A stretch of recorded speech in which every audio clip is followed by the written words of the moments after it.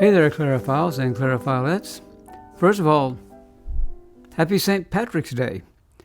With the virus and everything, I hope you're still celebrating. Have a beer at home or whatever. I'm celebrating with a cup of coffee, an evening cup of coffee after supper. Actually, I just have one meal a day, so I guess it's supper and breakfast and lunch and whatever. I don't know what you call it. I call it having some food. Anyway, I'm doing this video. It's just going to be short, but I want to make a point. You've noticed probably the title is The Futility of Reed Adjustment. And you say, well, Tom, that doesn't sound very good. I mean, you produce a reed finishing, system and everything, and lots of people have bought into that, and now you tell us it's like useless and everything. Well, that's not exactly what I'm telling you, okay? When I say the futility of reed adjustment, I'm talking about just as an isolated phenomenon. Let me explain what I mean. Let's say you've been playing for years and being forced into bad mechanics because you've been playing poorly balanced reeds almost all your clarinet playing career. Finally, you get to the point you say, these reeds aren't very good, and I'm spending a lot of money. I mean, what do you buy? That maybe only 1 or 2 out of 10 even approximate what you'd call working. How would you like to buy computers like that or cars like that? Man, the highways would be crowded, wouldn't they? Only 2 cars out of 10 actually work. Talk about Lemon City. Well, that's been the case with reeds for the longest time, and clarinet players just sort of accept it. They don't like it. Nobody likes it. Who likes to buy something that you can't use? So the thing is, though, is that because you don't want to waste the money, you sort of learn maybe to hack around on a reed to try to make them just a little bit better, but your mechanics are still, messed up, and they're messed up not because you're a bad guy. Well, you may be, but it's not because you're a bad guy. There are a lot of bad guys whose reeds are great, okay? Your reeds mess up your mechanics. You have to bite. You have to do bad things you shouldn't have to do and make adjustments behind your nose because your equipment is not conducive to playing with efficiency and to playing correctly. So now you've got these bad habits, and you practice them. They've been ingrained for the longest time, and you say, I'm going to learn how to fix my reeds. Well, you're going to make your reeds maybe a little better, but the problem is, the futility is the fact that you're actually adjusting those reeds to these conditioned, these trained-in mechanics that are inefficient. So you're always adjusting the reed to the bad habits you've developed behind your nose. Now that is futility. Now, why am I addressing this problem now? Why am I saying this now? The reason I'm saying this is because in the coming videos that I hope to produce on double lip, we're going to be talking about playing double lip or French embouchure. I prefer to call it French embouchure in specific. But in general, all the things that I'll be talking about will be things that, whether you play double lip or single lip or whatever, that these are the things that are common to good tone production mechanics behind your nose, whatever style that you might play. So I'd like to encourage you, and if you have clarinet playing friends, to look into these videos that are coming up, because we're going to be talking about breaking the habit of bad tone production mechanics behind your nose. And that's going to help you with all your reed adjustment, and it's going to end the futility because you're still producing substandard reeds to fit substandard mechanics.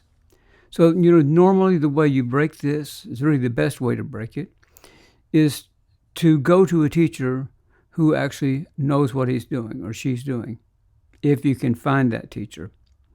Most teachers are etude assigners, and they give a few interpretive suggestions, that any cellist or any oboist could give.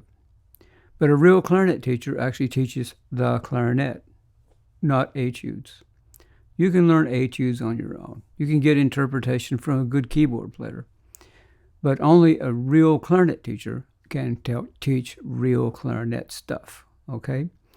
But you go to a real clarinet teacher, and a real clarinet teacher will show you what the mechanics are, right? And be able to place in your hands an efficient reed mouthpiece setup that will enable you to play correctly. And once you get the mechanics correct and you have a reed mouthpiece setup that is efficient, that enables you to play correctly, then you begin on a positive progress. You begin making positive progress towards some real improvement, not just in your technique, not just in your mechanics, not just in the ease of playing, but you make really positive progress toward real artistic and expressive playing. And that's what this is all about. You have to go through mechanics. Every artist has to be an artisan.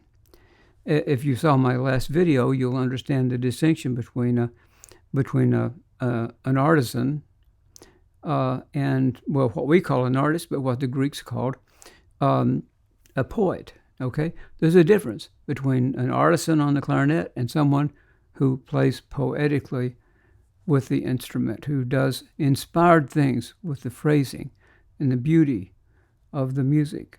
So that's what this is really all about. The reason that so many people go to playing double lip is just because of that, because it increases their freedom and their artistry and all that. But still, you still have to have the good equipment. You still have to have, in fact, it's very critical that you have well-balanced reeds that are not forcing you to play inefficiently behind your nose, because you'll never get the right results.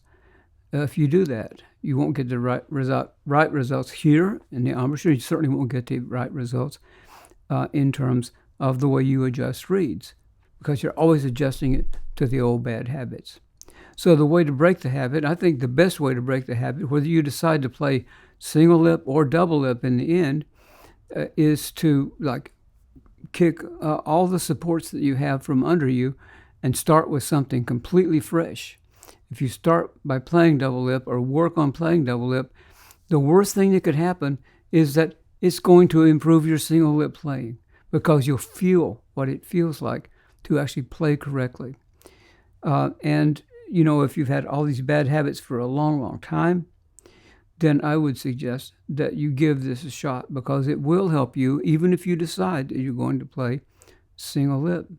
I had students that came in with all bunched up, and when I was teaching at university, they were really a mess, right, mechanically. And people say, oh, when you got a habit and you've been doing that long, takes a long time to correct and make everything.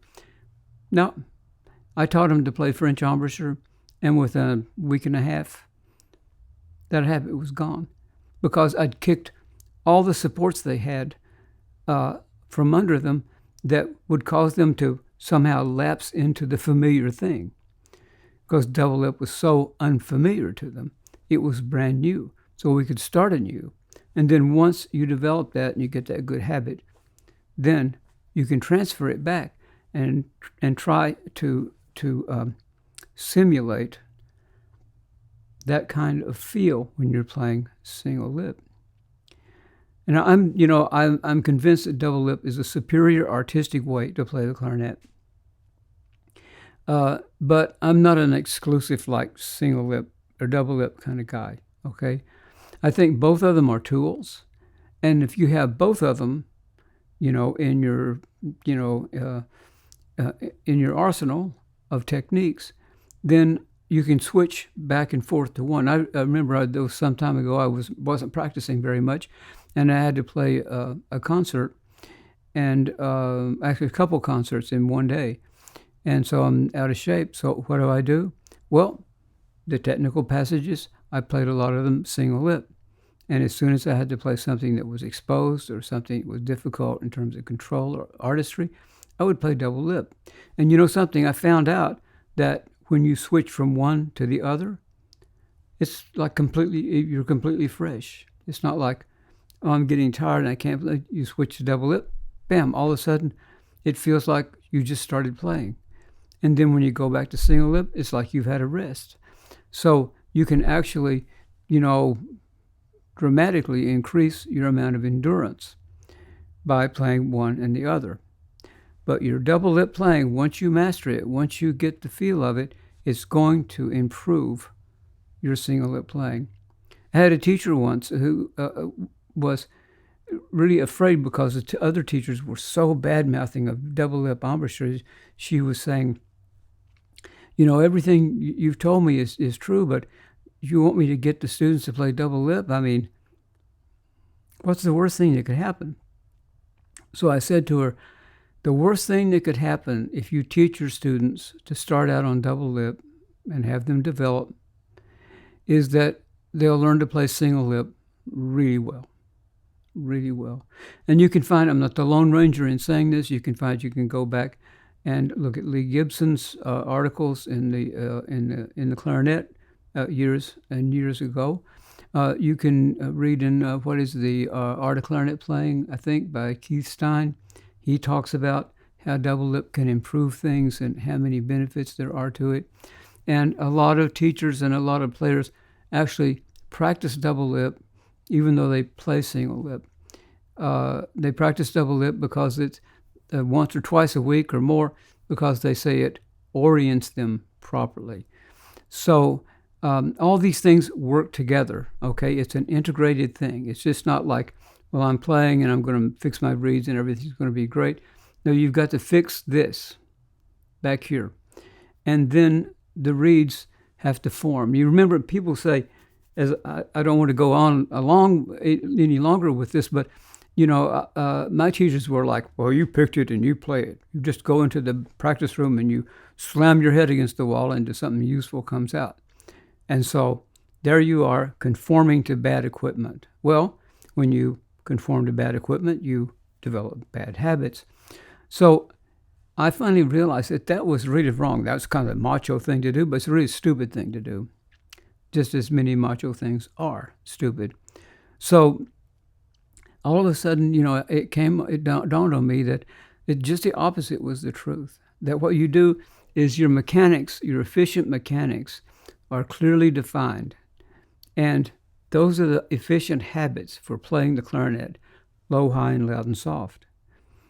And what you have to do is use your knowledge and use the tools at hand to conform your equipment, the whole clarinet, the mouthpiece, reed, the whole setup. You conform your equipment so that it will facilitate your correct efforts behind your nose. So you conform your equipment to you and correct mechanics, not inefficient mechanics to inefficient acoustics. So that's the way it is, and I'm sharing this with you. Reed work is not futile, but it's futile if you don't fix stuff behind your nose. And that's my story. I'm sticking to it.